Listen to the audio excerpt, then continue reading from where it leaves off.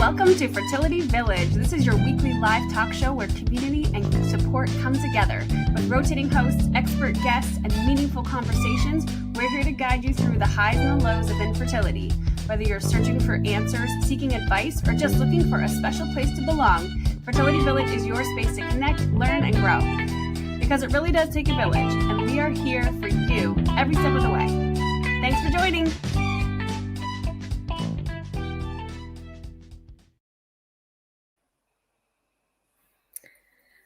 Hi, everyone, and welcome to Fertility Village Live. I'm Ashley.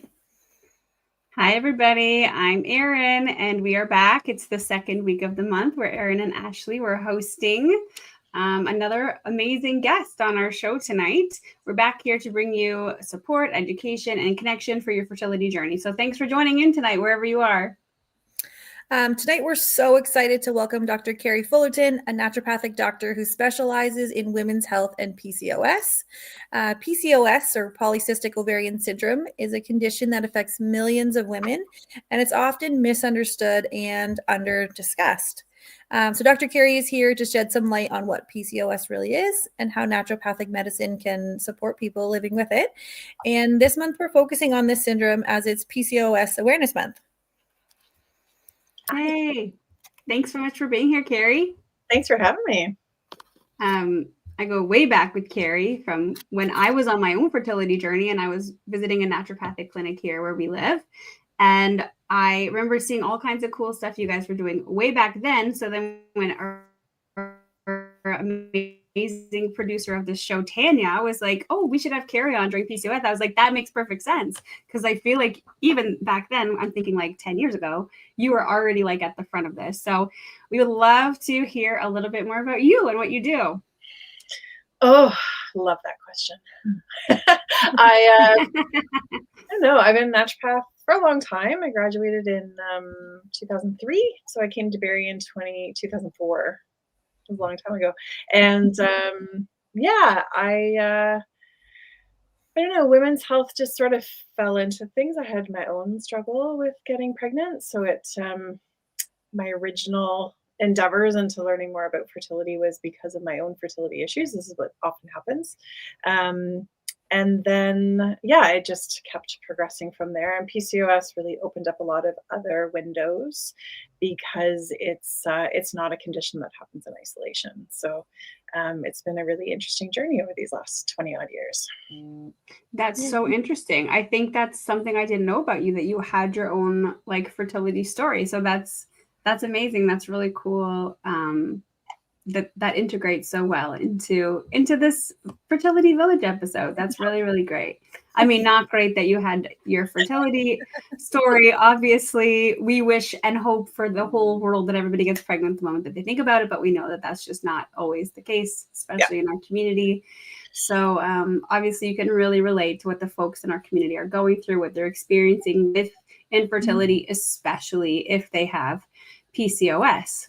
So we've got a ton of questions tonight. We're going to dive in. We really want to focus in on dealing with the syndrome with PCOS with regards to lifestyle, with regards to diet and health, and what can we do from a naturopath's perspective to really help with this. So I'm just seeing a note here. Sorry to interrupt, but myself. I think we've got. I think the live on Instagram has gone off. So I think Tanya, if you can help us get that back up and running, that would be great. Oh, okay, we're good. It looks like it's back online. Wonderful. Hey, everybody, welcome back. Okay, so first question. We really want to understand PCOS. So what is it? How is it diagnosed? And why is it sometimes so tricky to identify for folks? It's a complex and very misunderstood condition. When I was in school, PCOS was something that was kind of new and interesting, and we really didn't know much about it at all, other than that it seemed that people who had it had higher risk of developing diabetes and other cardiovascular concerns, and the fertility side of things. But that was it. That's all we learned about in school. So then as it became, this is the one this is a terrible thing to say, but I'm going to say it anyways. It's like the bonus that it causes fertility problems is that it means lots of research funding goes into it because there's a lot of money in the fertility world. And so we understand it more than we ever have. And when I ran.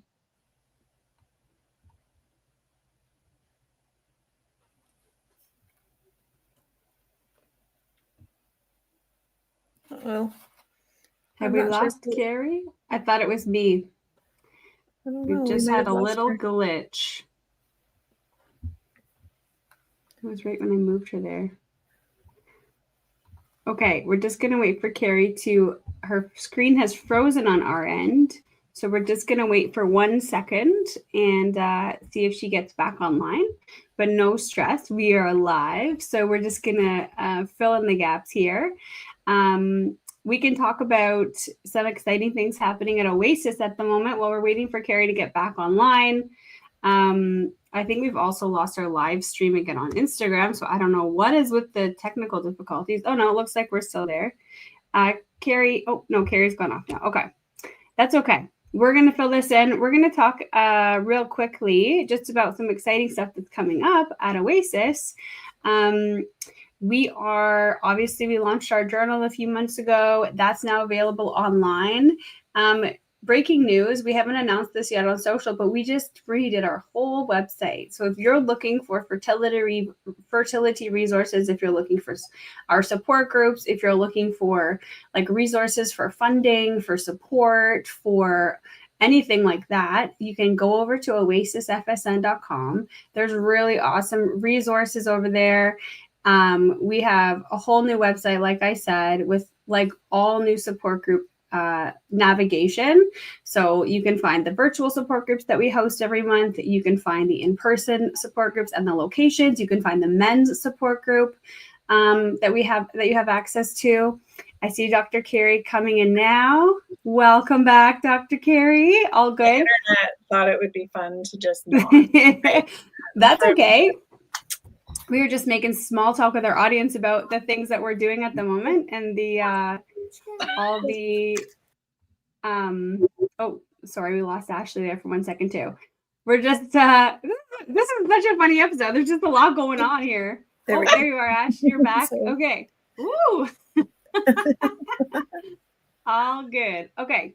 So back to the question. It was like right when I sort of moved you to like the primary position on the screen. So maybe I'll just, I don't know if that's what, don't move anything. Killed you. I'm going to not touch anything. Okay.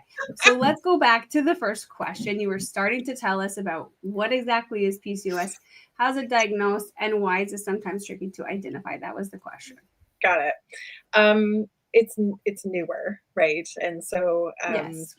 We have more research, which is amazing. And so the current definition or diagnosis is if you have 2 out of 3 things. So one being irregular cycles, meaning that you're missing ovulations. So sometimes ovulation just isn't happening. And or that you have cystic ovaries, but that's not actually a requirement.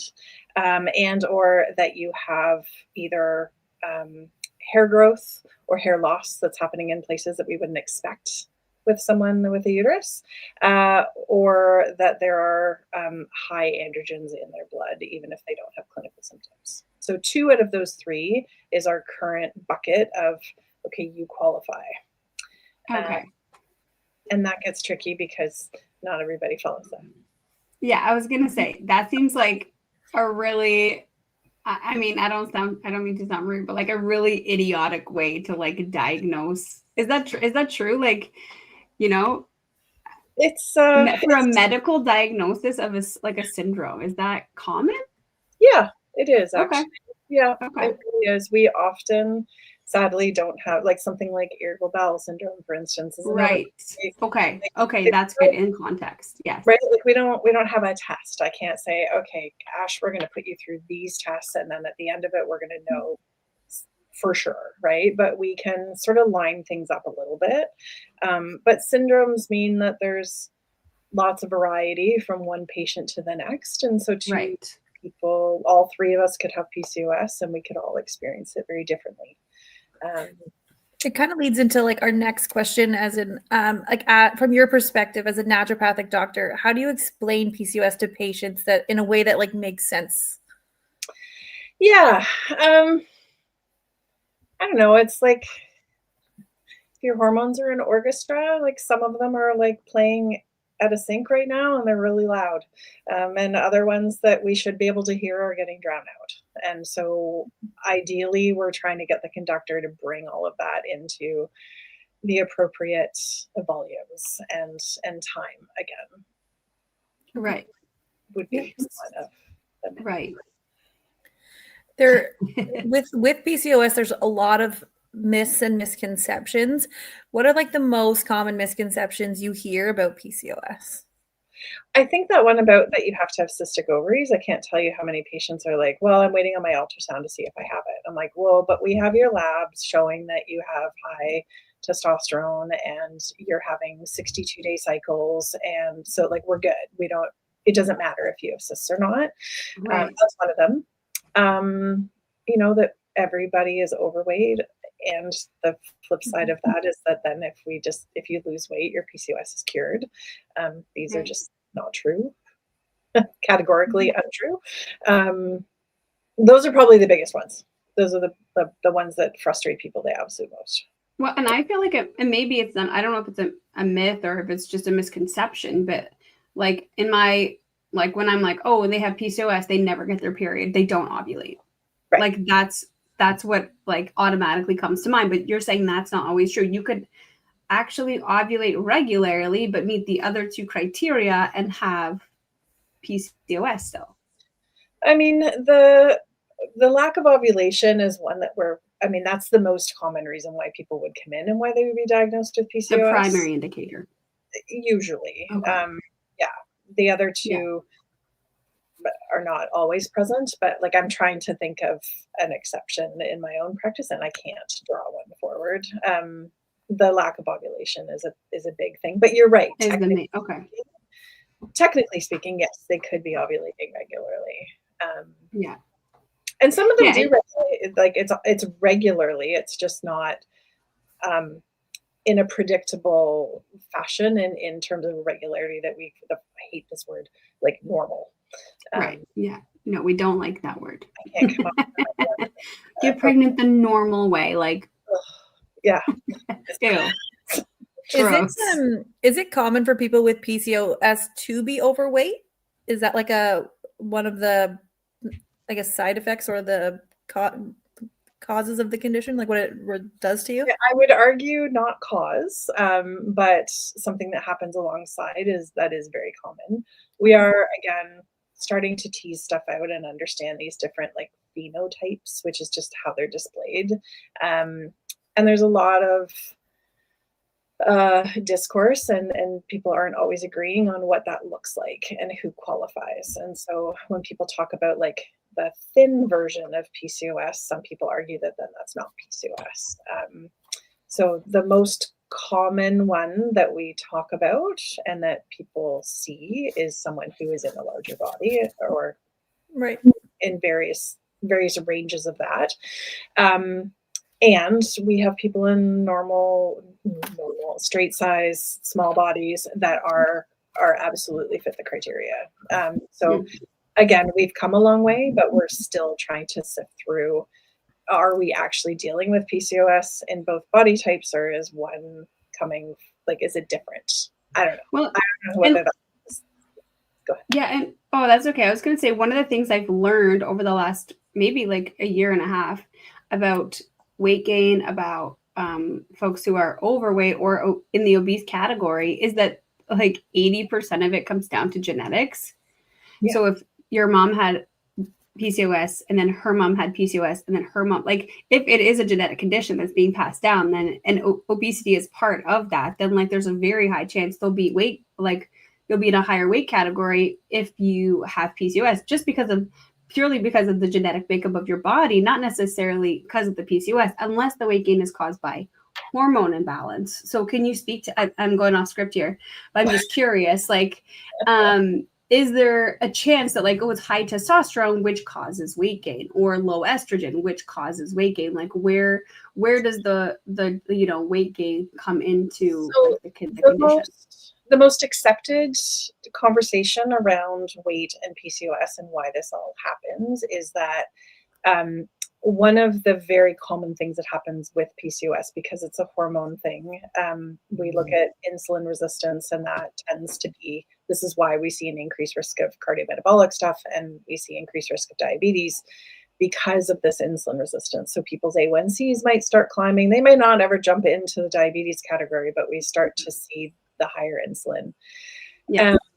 And lots of things happen when your insulin is higher, that it can really mess with your hunger cues. It can really mess with your just how your body interprets what's coming in, how quickly you can feel satiated, what kinds of foods it's looking for. Mm-hmm. The way I describe insulin resistance is that if you imagine, I have a now 16-year-old who, thank you for rinsing your dishes, and would you rinse the sink? No, that is too much. So the thing gets backed up, right? Like we have one of those mesh things, and so it's to get clogged. And so then as we pour things into the sink, it doesn't drain as well. And so if we think of the water as glucose, and and the sink is your blood vessel, and then you've got your mesh thing, and that's the cell wall. And insulin's job is to shuttle that water through that mesh as quickly and efficiently as possible. But what happens is that gets plugged. And so then the cells just don't get the glucose as quickly as they would. So often people, and not everybody, lots of people have insulin resistance with zero symptoms. So this is not categorically true for everybody. Mm-hmm. And some people talk about that, like they eat and that drive to eat doesn't go away for quite a while after they're physically full. And that's because we're not getting that shut off from food is here, because it's still sitting in the sink. Right. So this is fascinating to me. Keep going. Because you're like preaching to the choir right now, because and we're going to get personal with Erin now, but Erin thinks she has some insulin resistance issues happening currently. So I'm like, no one's ever explained it to me like that before. I had diabetes while I was like throughout my pregnancy. So there's a very good chance that I do have some insulin resistance. We've proven that now. Anyways, long story short, I'm like, why hasn't anybody ever explained it to me like this? Anyways, this is fascinating. So keep going. Sorry, I cut you off. Well, and you'll find, especially in the natural community, but even in we're jumping ahead here. That's okay. The treatments and the things that we address with PCOS are often centered around this insulin resistance idea, because there does seem to be a fairly strong relationship between, if people's blood sugars are managed well, then they ovulate better. So we see, like, this is part of why metformin is such a big drug that is used with PCOS. Even if we're not seeing particularly elevated A1Cs, there does seem to be a relationship often. Inositol is another one that can do that. Berberine is another one that can do that for some people. And so what these do is they help clean out that mesh piece in your sink, right? Right.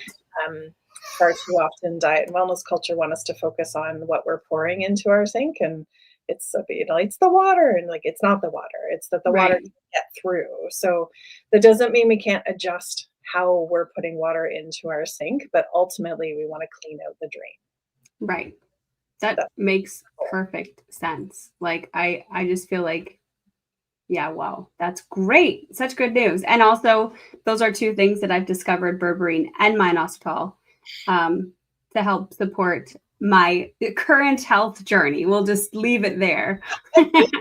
But you touched on diet. We just lost Ashley for a minute, but that's okay. You touched on diet. So let's talk about that. What are the specific nutritional approaches you would recommend for managing PCOS symptoms? So my approach to nutrition is different than most of my colleagues and friends in the medical field, in that I adopted the intuitive eating and health at every size mindset many years ago. And a big part of that was because of what I was watching. Fertility patients end up at war with their body, and it's heartbreaking. And people in larger bodies are at war with their body because they're constantly trying to make it smaller. And then you bring PCOS into this, and like the rates of Mhm. disordered eating are much higher amongst PCOS patients. And no wonder. Like, Yeah. constantly being told the solution is weight loss, but their Yeah. body's like, no, I'm good. Like, well, in this, like, we've done a whole episode on like the BMI conversation around fertility. It's like about a month and a half ago, but it's so interesting, and how fertility doctors are approaching this subject and everything. So yeah, for somebody with PCOS where there's a diagnosis and then they're told, oh, you have to lose weight, like this is so counter, like it's backwards, right? It's tricky. Yeah. So my personal primary goal is to try and help my patients make peace with their body and make peace with their food and redevelop a healthy relationship so that they can carry on through this journey. Because as you know, and your audience knows, I mean, my infertility journey was relatively short in the grand scheme of things. We were 2 years, but I have patients and friends who were decades into it, and so if you're fighting with yourself that entire time,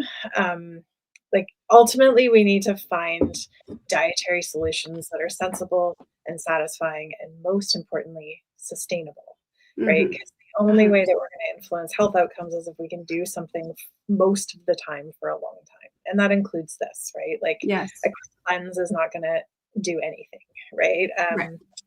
So all of that to say, and we do have some research around diet and PCOS. The current sort of accepted model is the Mediterranean diet approach, with a wide lens. Yes. Yeah. And I feel like, I mean, I tried Mediterranean diet. I've gone off and on it over the years. I feel like it's such a broad one. And I mean, I'm like a classic yo-yo dieter from my childhood. We're working on changing that. It's like, I mean, when was I childhood? Teen years, whatever.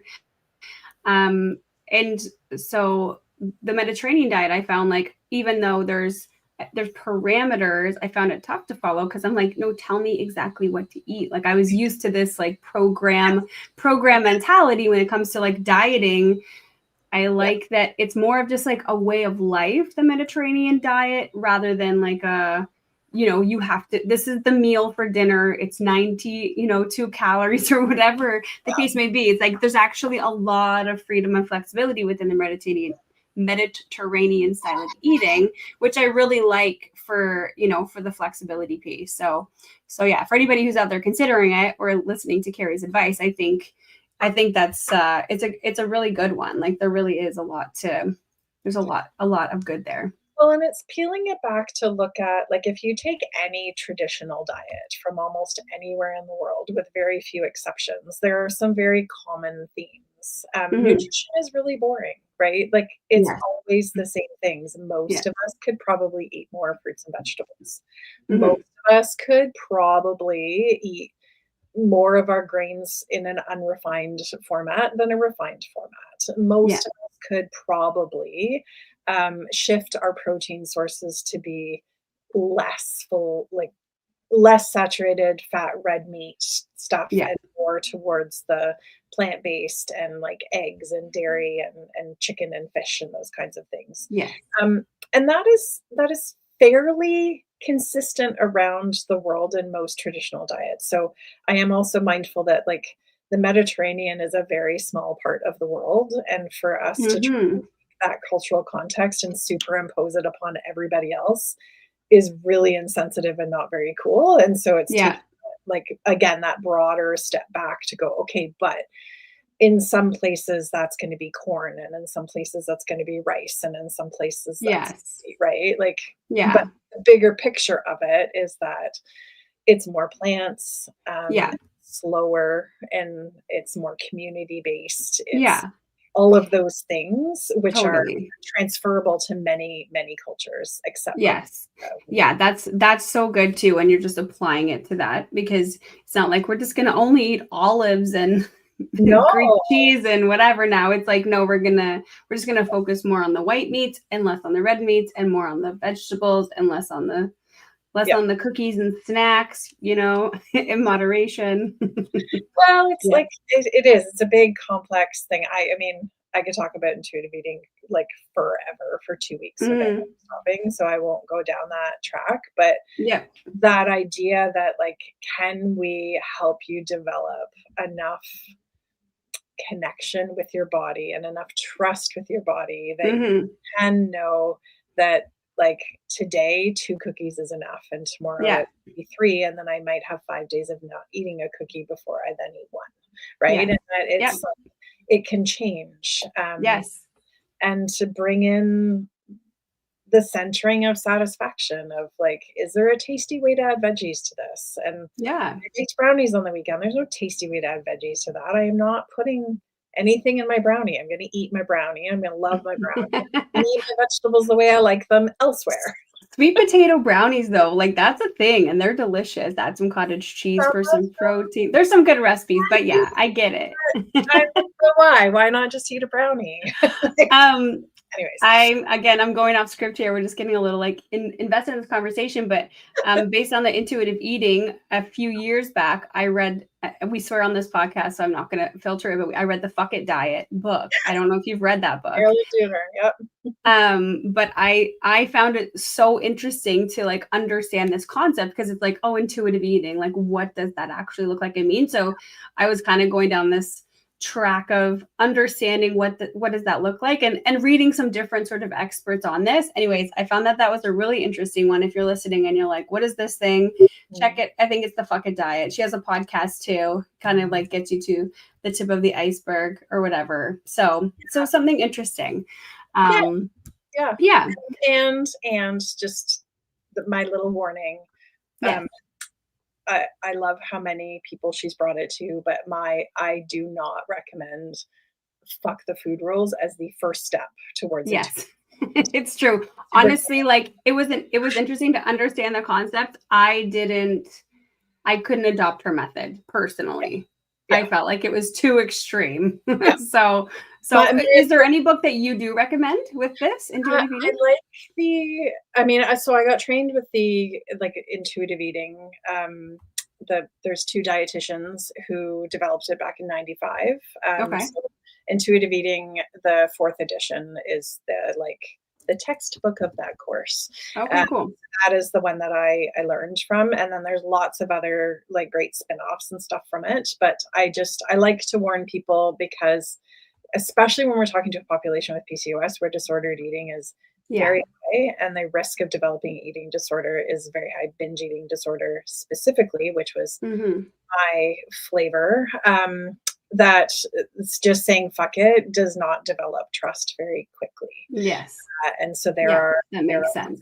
steps before that Yes. to gently bring yourself into, because I didn't know what hunger and fullness felt like, and most of my patients have no idea what a little bit hungry feels like. Anyways, and we know that weight cycling is also very dangerous for our health. It is worse for our health than just staying in a larger body. PCOS patients are often weight cycling, and so there's lots of reasons to not say fuck it, and lots of reasons to not stay in a restrictive mindset, because that also doesn't work, and it tends to keep that war and that inner critic so alive and well. That's such good advice, Kerri. I love it. I love this conversation and that you really like spoke to the fuck it piece. That's key. I'm glad you did that. I'm like making recommendations. I'm not the expert. Listen to Kerri. Trust me, that's the goal, and can't start there. Or most of my are there. That's right. Yeah. So what kind of treatment tools or therapies might you use with patients, like supplements, stress management, acupuncture, that kind of thing? Yeah, I mean, from a stress management standpoint, I think one of the biggest things that I try and help people do is that like redeveloping a respectful and appreciative relationship with their body.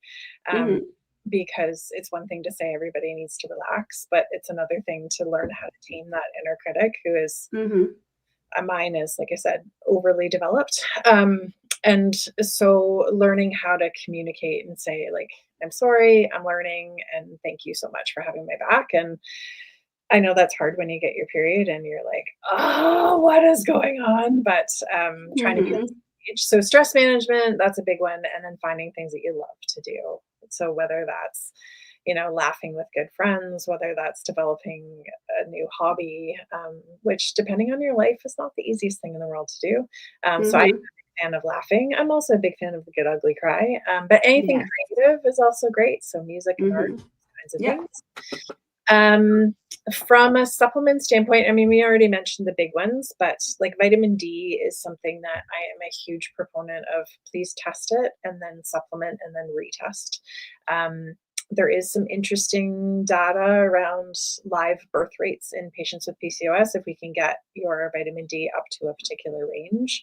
But too much vitamin D is dangerous and causes its own set of problems. So testing is one of those things that I'm a really Mhm. comes to vitamin D, I'm a big fan of. Yeah. The berberine is less tested with PCOS specifically and more in the diabetes community. And again, we definitely see a lot of similar things happening as we do with the metformin patients. And it's often better tolerated, but it's not, it's also, I always, I'm always hesitant in these kinds of conversations because I don't want anyone to open up an Amazon cart on their screen right now and start Yes. things because I don't know if Totally. it's the right one for you, Yes. right? Talk But to the these are ones professional in your life. Yeah. we see in the literature is the inositol. Mhm. Interestingly, it seems to be better absorbed with a milk protein. So like Hmm. mixing it away powder or something seems to improve the absorption for some people. So that was a fun Yeah. fact that I learned earlier this year. I've been doing protein shakes, so I've got like my shake, I've got my inositol, I've got my berberine powder that I picked up. It's like we're getting it All on this, there. It's great. all I've got 2 this. shots of espresso, and we shake it up, and we're good to golden for the morning. But And yeah. yeah. Yeah, and then I mean there are some others that are like quite specific to the fertility side of things, especially with IVF, like the N-acetylcysteine. CoQ10 is another one that has some smaller studies that are exciting. So certainly bringing that to your healthcare team and saying, hey, let's talk about this. From a fitness perspective, again, bringing in my weight neutral lens, there is a study there. They took PCOS patients and they put them into but it was a retrospective one. So they were looking and watching at their habits. And the people who exercised, Mhm. and the exercise in the study was most of the time walking. So we are not talking about doing like heavy anything. But there was a greater live birth rate in the people who moved their bodies versus the people Hmm. that didn't. And that was irrespective of weight. So it didn't have to Interesting. result in weight loss to be effective. So finding a fun way to move your body I'm a huge fan. Yeah. Yeah, and finding a place that is safe to move your body. Mhm. I am a partner with Body Positive Fitness in Newmarket, Aurora, Toronto. They have a few new things popped up, but they have a lot of online stuff, and Cool. it's just a safe place for people. Like I don't, Mm. if you go, I like there's no way to get an affiliate link for me because I don't have such a thing. But I love them Mhm. because they are so wonderfully safe for people in Mm. to participate. I think that might be one of the biggest barriers to folks like getting involved in a fitness community or in a gym or something like that is like you feel like I mean there's just so much shame around weight. There's, fear of judgment. Yeah. And so people, and rightfully I think like yeah, but at the same time, like that's so great. Thanks for that recommendation. And hopefully if you're listening, you're using that. We do have a question from the audience too. Would you like to take this one? Sure. Okay. If a PCOS woman loses the weight healthily, maintains a healthy lifestyle, will she always struggle with weight and insulin her whole life, or can she maintain without the extra syndrome struggle? Our current understanding of PCOS is that this is a chronic, lifelong condition. We're starting to see some research through like my age group now, and the other side of this problem, which is the perimenopause side. Oh my God, tell me about it. Right? It's like right. It's like so Yeah. here we go. Mhm. Hormones don't end, but it's so our current understanding of this is a lifelong condition, and so there will be some kind of required focus on it to maintain health in the long run, I guess. Okay. That's the question. So unfortunately, the answer is you probably will struggle with this your whole life. I mean, there might be a point that it kind of shifts into other women's health issues where, when period stops, or when, we kind of age out of that childbearing years, we'll call it. That's where maybe the things could kind of quiet down or slow down. Okay, cool. Welcome back, Ashley. We had a few technical difficulties there, but we got you back now. We're just in segment 3 here, segment 2 still. Talking about, so I like this question a lot, but how can people navigate the emotional side of food and body image when managing this? This is so your arena. Like, so you just take this and give us all the advice. We're just going to eat it up. It's tricky, right? Because food is emotional. We don't want to take that away. Is a reliable friend, and we want to keep that tool in our toolbox while we develop a bigger toolbox. So I refer patients to this community, because that's what they need, is community, right? Going this alone is just, it's too much. And I would say the same with struggles with body. Like, I don't know anyone who doesn't have a fairly strong inner critic about their body. Food is such a moral, judgmental zone right now. My advice is probably pick who you talk to about those things carefully. You're allowed to decide who's invited into these conversations, especially health. In all of my presentations, I have health is not a moral requirement for anybody's worth, and you don't need to be focused on that. And focusing on your health might look like a lot of different things. And your food, you might actually, the best thing for your health might be to shift your focus away from how you're eating and focus again more on that relationship with food, and bringing in a little bit more of the the mental and emotional well-being of your relationship with your body first, because that's food really good. Is a landmine, right? And everybody has something to say, and it doesn't stop ever, right? Like, when you're pregnant, people at the grocery store will stop and tell you things. A child in your cart, they will stop and tell you things. And these experiences are amplified. The larger your body gets, the more they have a right to tell you what they think. So it's tricky. So find your people, I guess, is my. That's so good. And it's so relevant to like what we speak about at Oasis, in our support groups, in our journal that we wrote, to talk about how to deal with your own fertility journey too. It's like, find your people, keep them close, know who is safe to share with. And because it is such a hard journey. So that's so relevant, that advice, that wisdom with regards to that. We know that like physical movement can be good for your body, and a good way to help manage your journey, as well as as a release. What does it play in supporting people with PCOS? What role does exercise play in that? So it's twofold. One, there's theoretically, if it's enjoyable, the stress release that comes from it. But I will say my own personal journey on that, like making peace with movement was almost harder than making peace with food. It was tricky. So presuming that you find a movement that you can do, that you can enjoy, and in any amount that feels good, what that does is it's actually cleaning out that mesh thing. It is one of the things that allows your body to become more sensitive to insulin. So when we move our bodies, we are doing some of that work for it. We're getting at the scrubber and cleaning that out, which is wonderful, because then that just gets amplified as you go down the track, right? And hopefully it's enjoyable and not boot camps and not punishment, and you're not compromising other areas of your health for it. I think and I'm just speaking for me, one of the hardest things I find with exercise is it's the time commitment to it, because it isn't just you know, it needs to take a space in your life. And if you've never had that space there, it's like, where do you just create extra time? And so I got a walking pad for my desk that now raises up to I can walk and work. And then I feel like I'm productive, but I'm moving my body and it's getting out. And I also like have a higher level of productivity while I'm walking, because I feel like it's just moving out this like whatever, all the things. And so it's fantastic. It's been like a solution that I've found to, or you can like put it in the living room and just walk while you watch a show. Like literally the walking pad takes up like 3 by 2 feet of space in my office. It's up against the wall.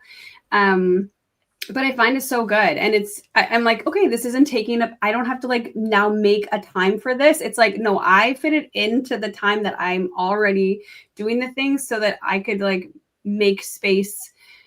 My life, I don't know how to explain this. It's like getting late, but the exercise fit into my time. I didn't have to find the time to fit in the exercise. You know what I mean? 100%. The other approach that I often recommend is that people kind of lower the bar. And 100%. If the goal is that we want to move our bodies more days than we don't, to literally set the bar as I'm going to move my body every day. And that can mean, oh crap, I just went to bed and I didn't move my body, and I'm going to like then do some like stretches, or I'm going to do a plank, and then I'm going to get back into bed, right? It could be anything. It's just remembering that to score a goal, the puck or ball or whatever you're doing, it has to cross the line, right? Yes, that's right.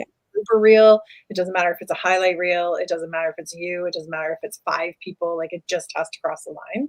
Yeah. So that on your worst day, you can still do it. That can help.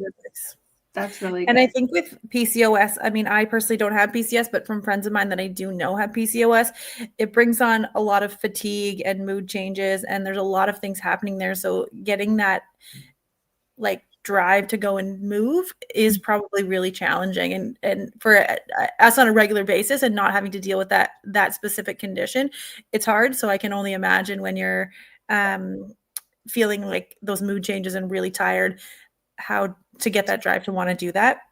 Yeah. Do you have any strategies for patients to help them cope with like day to day, like fatigue and mood changes? I mean, it depends. Everyone hates this answer for me all the time. Because fatigue is from so many things, right? And like a very common thing that I end up seeing, especially in patients who are constantly on a weight loss journey, is that they're undernourished. And so they're tired because they're like trying to make up for yesterday's binge and they're not eating enough. And so that's part of why they're tired and not focused and they feel like crap. For other people, it's that nobody has run all the other labs to make sure that like their vitamin D and their iron and their B12 and their thyroid and that those are all running okay. So like making sure that some of those biological reasons are managed.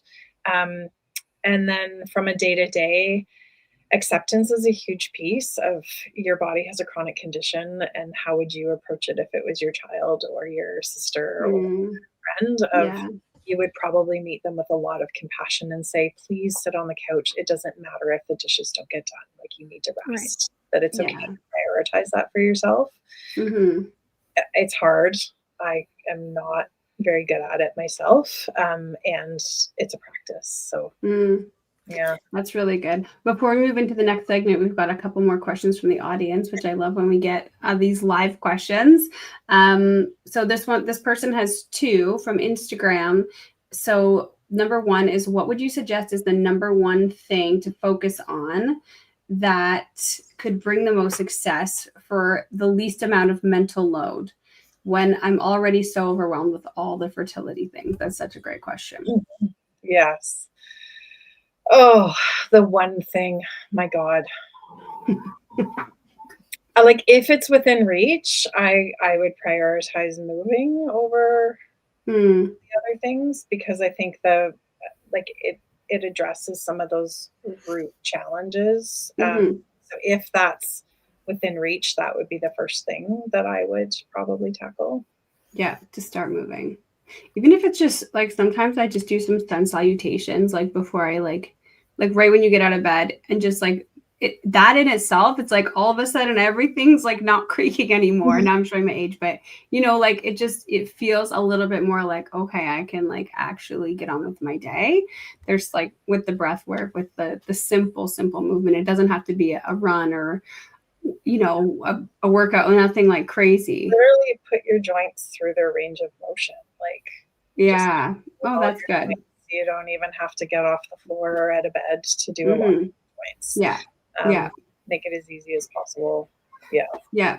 Okay. The second question from this Instagram was, how do you advocate for yourself, or how would you advise you advocate for yourself to still be able to work with a naturopathic doctor while your fertility doctors and clinics are somewhat against working with an ND? Oh, that is such a difficult question to answer. It depends, right? There are clinics in Toronto that my colleagues work at, and they coach cases. So naturopathic care can be beautifully integrated, and it's really difficult to, when you have a doctor who's like meeting you with a very hard wall. And so it's always a bit tricky. It's the same as when I'm talking to people about advocating for weight neutrality and stuff. They're the gatekeepers to your care, and in Ontario, at least, it can be tricky to find someone else to manage your care. So sometimes we have to go through all the hoops. I guess I would, you could encourage your naturopath to write a letter to the doctor to reassure them that they're using evidence-based care, and they could share the studies. They could try and work that way with them. And I'm going to give the not doctor answer. Find another fertility doctor, because you are in control of your care. This is your body. You get to be in control of your fertility care. If you're living in a place where you only have access to one doctor, or if you've been filtered through the system where you think you only have access to one fertility clinic, or if you're in a remote location where there is actually only one clinic in your town, then yes, absolutely take Dr. Kerri's advice. But know that like you have the power within you to advocate for yourself. This is your care, and you should have a team of people around you that support your goals on your health journey, on your fertility journey. So I would not take no for an answer. I would push back to the doctor and say, well, this is my body. I want to choose to work with a naturopathic doctor as well. And so go and do that. And get a letter, do it in the most respectful way that you possibly can, and use your voice, because it's so important that we advocate for ourselves with our fertility doctors. It's private healthcare. You are paying for a service that is astronomically expensive, even if you are getting some coverage through your provincial plan, whatever that looks like, wherever you are in Canada.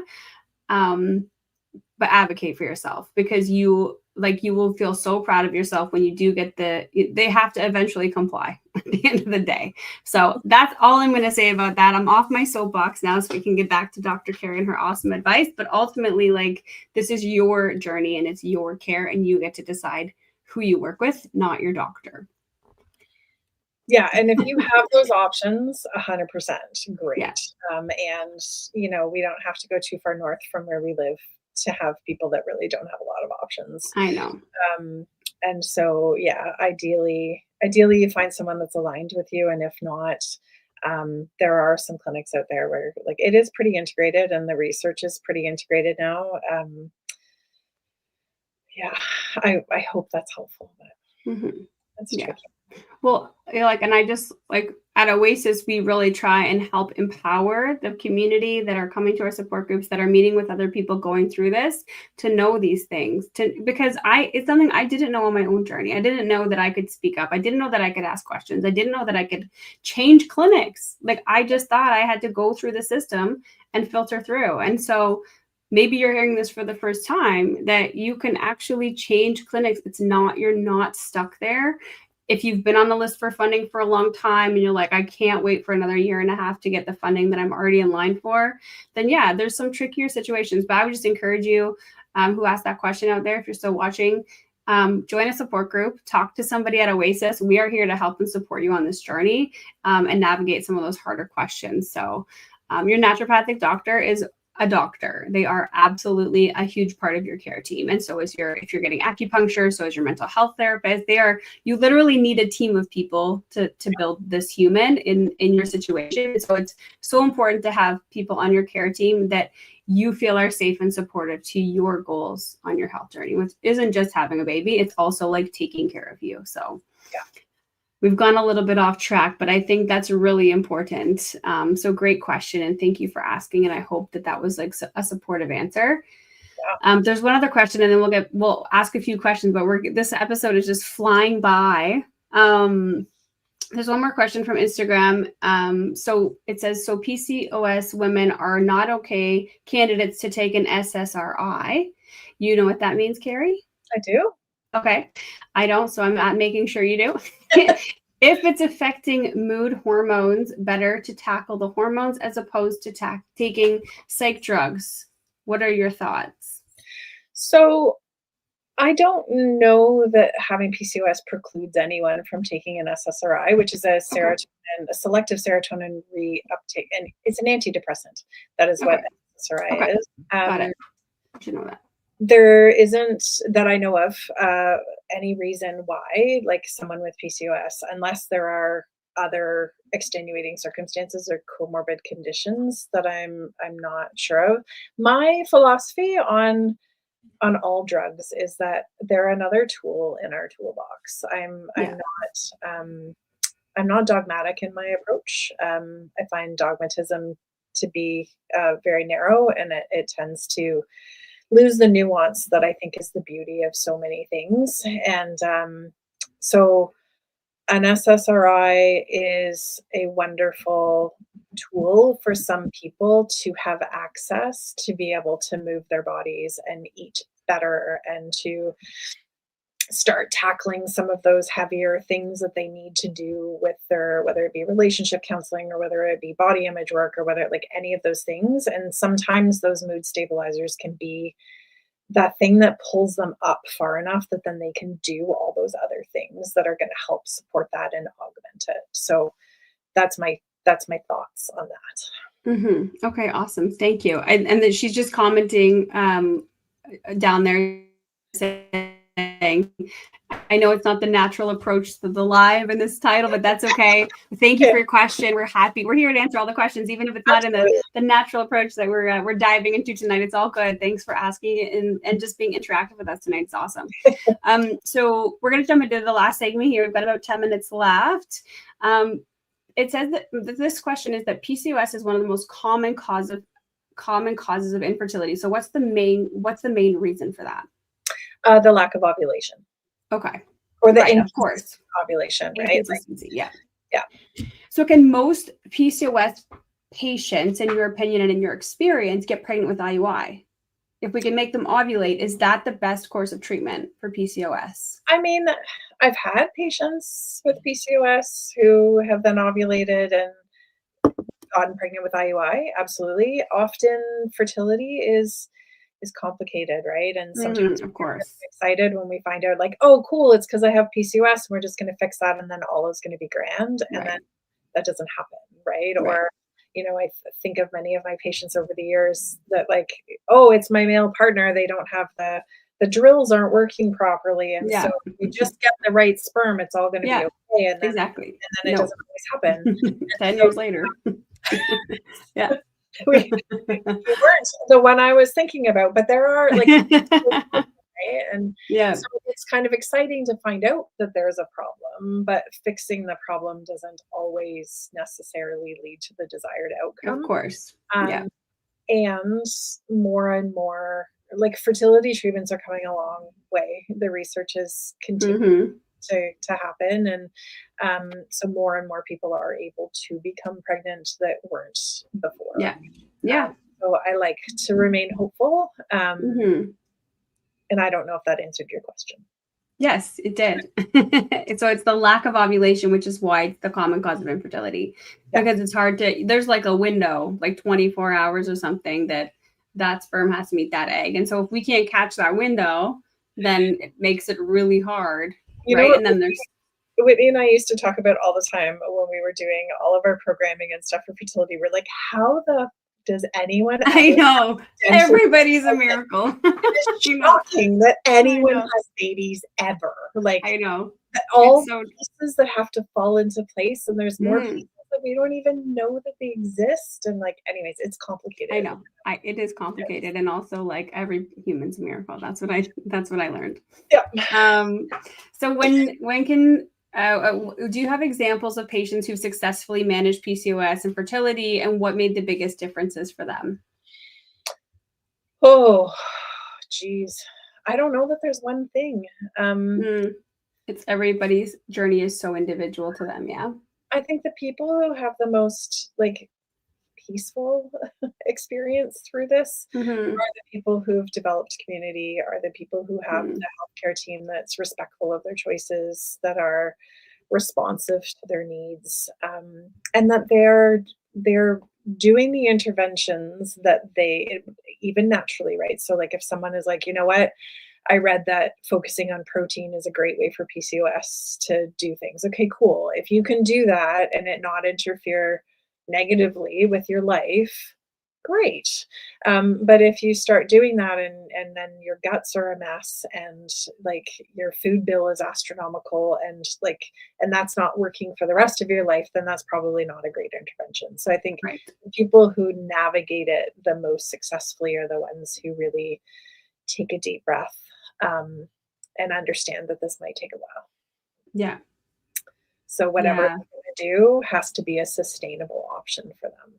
Yeah. Yeah, that's so good. And so on that note, like what are some of the most simple everyday habits? We've talked about exercise, we've talked about intuitive eating, but are there some simple everyday habits or practices that can just make a real difference?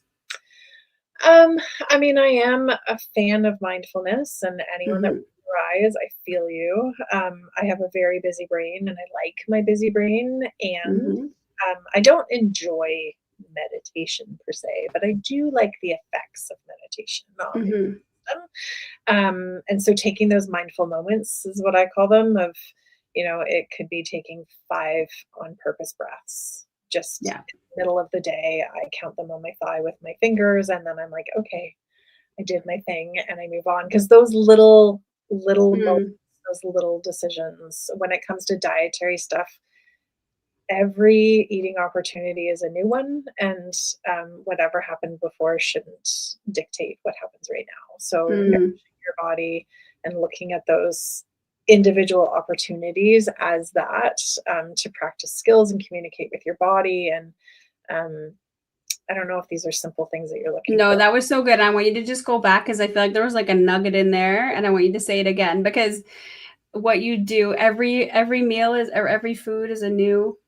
Every eating opportunity is Yes. it's a new opportunity to nourish your body, to to develop and foster that caring, compassionate, loving relationship Mhm. with your body. And Yeah. whether that's eating a cupcake, or whether that's eating a carrot cake, or whether that's eating, a beautiful carrot. Clearly I'm hungry right now, but like I'm envisioning a beautiful curry right now. I'm like, Yes. but it's looking at food as a way to nourish your heart and your soul and your body, and to build that trusting, confident relationship with yourself instead of it being a battle zone. Yeah. Yeah. That's good. That's so good. Well, we're getting really close to the end here. I think we've lost Ashley again, so I'm going to wrap it up. And I just want to say thanks so much. You've shared so much amazing wisdom with us tonight, and also compassion. And I hope that folks who are listening tonight live, who are tuning in later, because this is going to live on Spotify forever, live on our YouTube channel forever. So I hope that if you're here listening to this later, or if you're with us live, that you just know like there are safe places to go to talk about diet and food and dealing with PCOS and those things. I feel like this episode will speak to people who don't even have PCOS. So if you know somebody in your life who is suffering with that, please share this. And for anyone who wants to connect with you, Kerri, where is the best place to find you and your resources? My website, kerrifullerton.com. Okay. On socials, I'm at in the Diet Rebellion. I love it. The Diet Rebellion. That's way better than the Fuck It Diet. Way better. I haven't written a book yet, though. So, yeah.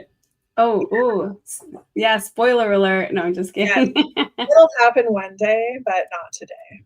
The dietrebellion.com. No, KerriFullerton.com, or my handle on socials is the Diet Rebellion. Okay, I'm just putting it here on the comments here for all of our. Perfect. And yeah, I'm not terribly active on Facebook. I spend most of my time on Instagram. I do have a YouTube channel that needs more love than it gets, but there's some content there too. And now I only see me on the screen, and now I'm hosting all by myself. Hi everyone, it's the producer Tanya. It does look like we lost Erin.